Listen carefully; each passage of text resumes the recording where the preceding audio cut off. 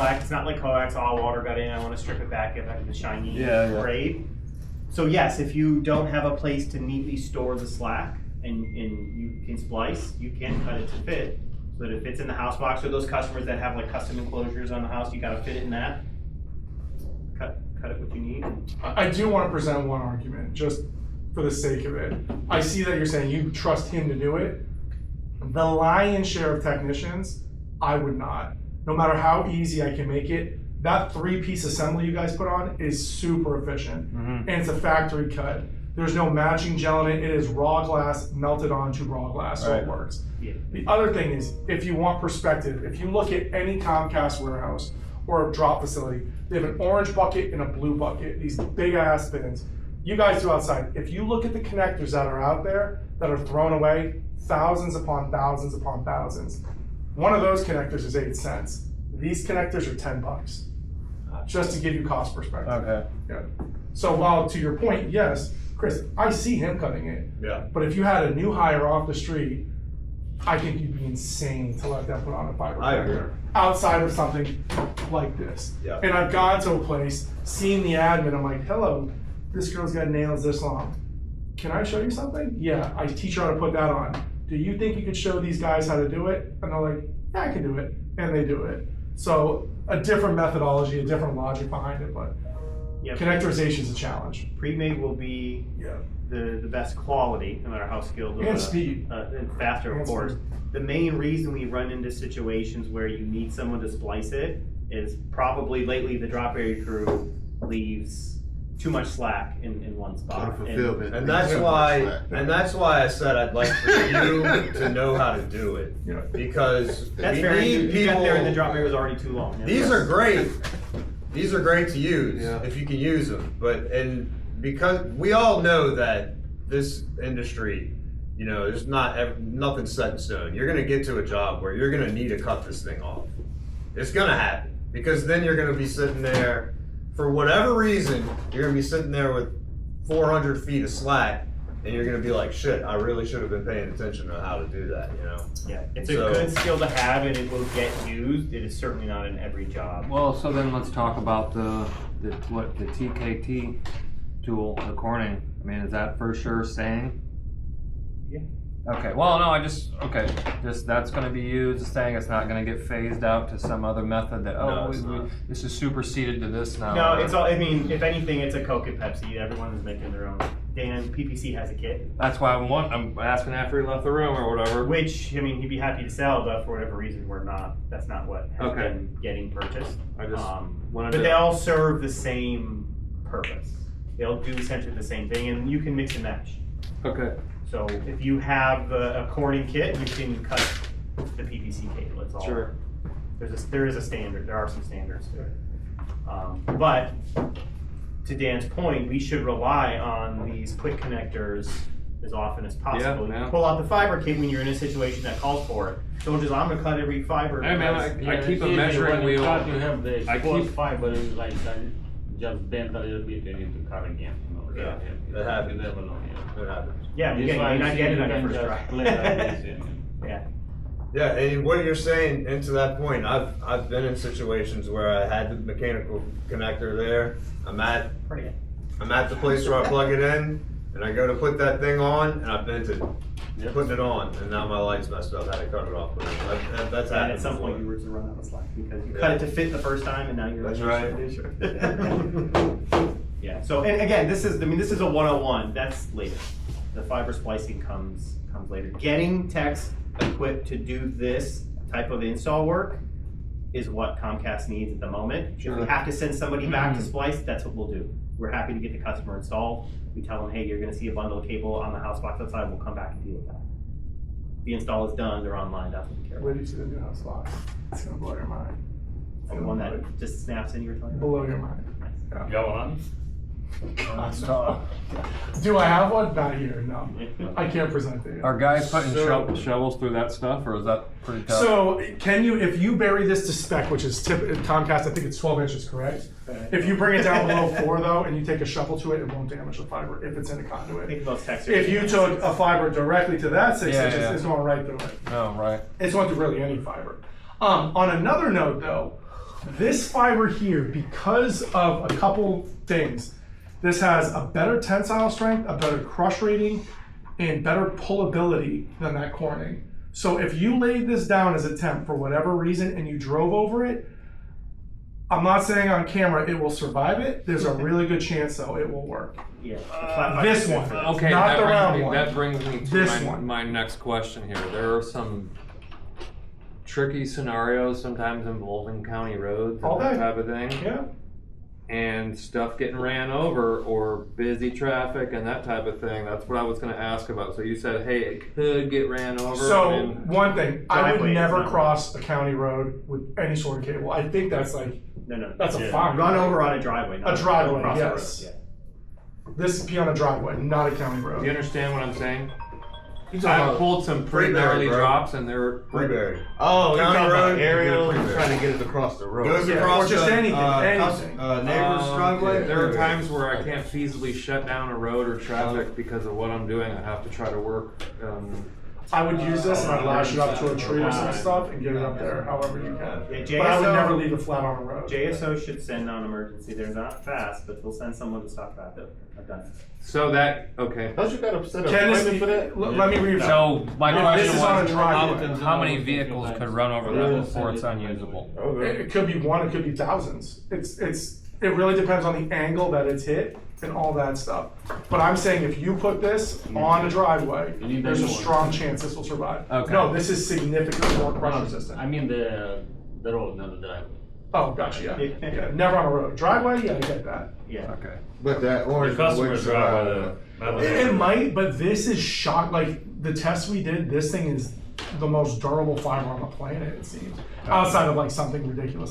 There was also the other one for like World War New. The one is durable. So the big. The Corning problem? Yeah. No, this is more durable than that. That one's not. So the construction of it, the way it is, if you drive over it, there are two members inside of it that crimp together and it always smashes glass. Like, could it work? Sure. This thing though we were shocked. I was floored when I got the results. Yeah. Mhm. You should be comfortable crossing the driveway. You know, you angle it so that it's crossing the pavement flat. Yes. What I always did, I would take like ground wire and you kind of stake it at both sides so that it stays there. The reason to not do that is the customer is the one telling you, I don't want it like that. Yeah. Sure. You shouldn't be the one to say, no, it won't survive. Tell them it'll be fine.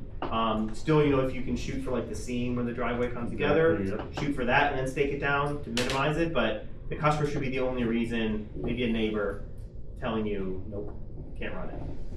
Also with fiber, don't worry about running like around a backyard, through a forest, around the trees and out the front if you can. Yeah, that's The right. distance is almost negligible. Okay.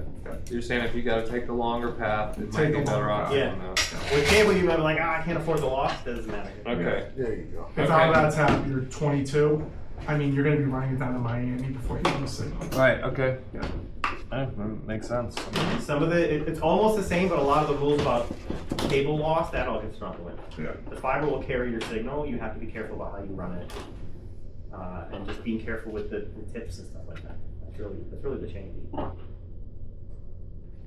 You're taking out amplifiers and loss and all that stuff and noise, and it's works or it doesn't work. it's unless somebody puts a shovel through it, it's maintenance free.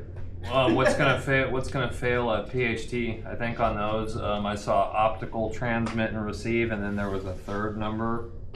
Was That's it a dirty connector. OTR or something like something called optical transmission rate or something like that, or Data throughput. Yeah, if the fiber is kinked, so light is technically passing, but at a poor rate. So you won't be, you know, there's PDRs and all that kind of stuff. It's not part of the standard kit. You either have good light or you don't. okay. And good light consists of. Did we talk what those values were? I mean, so I'll try to get you an official Comcast. Let's call Okay. it -18 to -28. Got it. Okay. You will almost always see high teens. Okay. You So will if got almost negative always 28, see high it should teens. work. With Comcast. Okay. With Com- yeah, no, I with understand. This Comcast. is some of the stuff that I was If wondering. you were in a building that was doing fiber, then you would see lower than that. If that makes sense. Dan, you got any favorite tools and stuff we should be looking out for Just in your the diagonal future? cutters. Honestly, with all this, I mean, my splice kit's really good. Yeah, I'm saying you have stuff that you're a little partial to. No, honestly, just sharp diagonals. The better the tip is here to manipulate the messenger wire, the better off you He's are. using yours. Huh? These are like crooked. Oh, they are? Yeah. But yeah, as long as they're good, that's gonna be half the fight. Okay. That's fresh Yeah. out of a John Arcade. And always a one-click pen. Okay. One clicks always. And like to his point, you'll see it on the one click.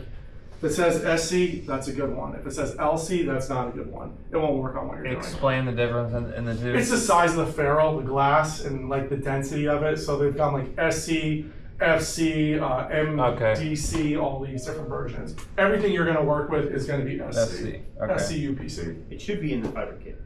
Yeah. What? Yeah. Yeah, it is. Yes. It's a one click, yeah. Mhm. Probably All comes fiber with- kits have Probably it. comes with wipes and stuff too, but the one click. So I don't know about that. Uh, I think it like the first one does, but because it's consumable, the replacement's on you guys to get. Mhm. yeah, the one click is. Yep, the one click is I used to definitely. be a glasses wearer, so I was just like, don't rub your lenses dry. So this always. Yeah, well, confounded it's, me. I was watching a video, the guy wasn't even using wipes, he was just using his fingertip. So bad. That's so bad. Yeah, it's- And also too, like you'll get into it, don't use rubbing alcohol. There's like a specific ratio that you need so it doesn't melt the glass. Ah. Yeah. Oh I didn't yeah. know that. Or like nail polish remover. I forget what it is specifically. But there is like an actual alcohol level that it needs to be below or above. Otherwise it would Probably gonna, below.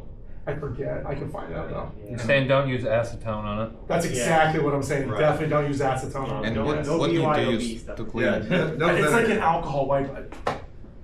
Well, I feel like the cleaning and the prep, we should almost have a discussion about Yeah, itself. that's Maybe you it. guys have like stuff that brands you want to go with or whatever, but maybe. Yeah, no, I don't got it. No, he's saying make sure that it's rated for fiber, whatever you use. SC, mean, yeah, he said use SC. what you get in a kit. SC, Yeah. UPC. Yeah. There you go. You got ones that work better than others. You had one that was rotating as you clicked it. I mean, Yeah, I feel like that's So gonna be a big deal, yes, man. but like we're talking about major price differences between these things, like certain one clicks. For instance, this one click is going to be much better suited out here versus one that's going to be inside the head end that's going to be connecting like 2 million subs. Uh-huh. That one they may spend a little more dollars on the cleaner so that Yeah, you no, I never get have it. to- I'm just saying, so like out in Yeah. the field and that type of thing, when things are gonna get dirty or it could be raining, the wind's blowing, all this other stuff, maybe there's. I mean, there's the one click isn't a magic eraser. There's a effort on our part keeping it clean. This isn't erasing mud. This is to remove anything. Like dust you can't- particles You and can't stuff. you can't even see that it's dirty. This is how you clean that. We're talking. If you have made it dirty because you accidentally pulled it through under the sidewalk or something, I'd probably just toss it at that point. Ryan. You're not cleaning that. Another trick. See the dust This cap, came right? off and you pulled it. Yeah. Forget Yeah, it. the cap on there, when you remove this from here, okay, and you're about to pull it through something, you take that little piece of tape and put it over that, Sure. like that, Yeah. and that'll keep it clean. A lot of the times, that's enough to get you going. Alright. That's a good trick to know, though. By the way, 'cause You're that's saying- gonna come up a lot. If you The leave the tip on there without putting tape over it, it's gonna come off. yeah. So if you Okay. tape it up, you're good to go. Yeah, it's a good fit, but if you're kind of talking about it, And so the one clicks are for like microns of dust. exactly. Modes of dust. Stuff you can't see. It's the stuff you would never see, but light is going to get reflected off of it. and cause it. How would I detect that? The OTR or something So like funny that? you mention that. That's why I This wanna know new this kit, stuff I first. will have a camera on it that will sync to your phone that shows you what's on it. What? So this is going to be a common thing with Comcast. That's cool. So they're going to want you to one click it, put it on the camera. Uh-huh. It'll take a snapshot of it, upload it to this is the house. One click it again, toss it on the piece that needs to be That's attached to it. cool. Oh, That's pretty good. okay. Yeah. That's cool. I never heard of that one. That's Oh yeah, new, it's huh? common. Is that a new thing or?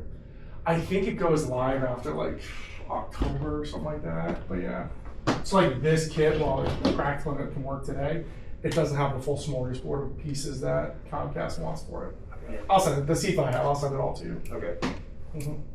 It's good to get all the fundamentals down, good best practices, be careful. So this isn't saving your butt. This is just, a speck of dust you couldn't see anyway. Got removed. Max, can you think of anything else?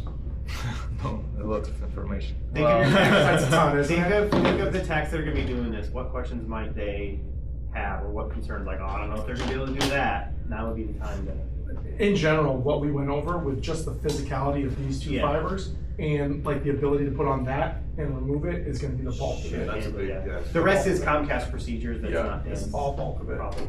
Also, guys, just to mention this, I know this doesn't have to do with Dan or Atif, but we will be repeating this class every week. We're gonna try to do it from, 6:45, 7:30, something like that.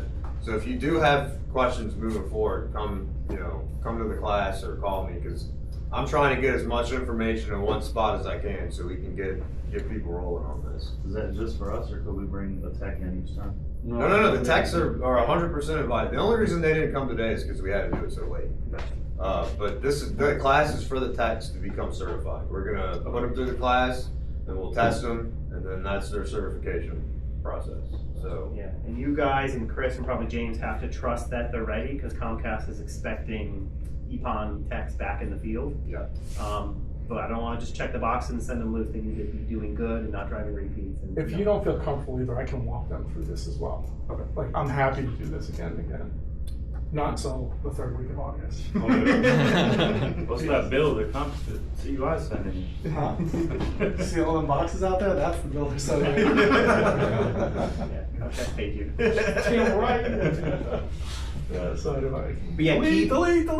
When you're ready to hit the field, grab all the different lengths, because you just don't know what you're gonna have. And same with the driver, we already talked about this. Having all the lengths and knowing how to check Tech Finder. Hey, I need a 350, I only got 500, because you don't wanna have that 150 extra feet of slack. I think we're making a drop berry kit now that comes with a rangefinder, like a laser rangefinder. No joke, it's bad. It comes with all that stuff and I got one for golfing. yeah, our cheap one just big, 85 Yeah. feet. Yeah. So Get it's out of here, important. man. I was carrying a measuring wheel, It's man. important to have all the lengths so that you aren't wasting fiber and find yourself in situations, oh man, I'm always having to cut tips on. If you're always having to cut tips on, you're not giving a crap about the lengths that you're using. I have a question. I saw a lot of fiber like that. So one side is like this, the other side is flat, like that. Like this? Yeah. No, not like that. Not It's like green? That. That's what I'm saying. Because I know that one goes to the NAP, but the Yeah. other one is there is nothing to connect to the NAP. What is that used for? It's probably just buried inside. It's either two No, of those. no, they haven't. No. So again, if it says QP, that I means, can bring you one. go ahead. Is it just a bare bit? No, it's usually green and blue. What you guys have That's is what I'm asking, green if and it's two of them, why is it the same color? It's green and blue, and it's going from like the distribution, Yeah. which historically has been a buddy box, and they won't put anything but an SCA connector on Yeah. that. So to make that transition from there to the new. Yeah, it's just a one, bunch of couplers Oh, lined it's no up. couplers. Oh, you're saying in the buddy box? Yes. Yes. Yeah. Yes. Man, they're gonna mess up so many ONUs with the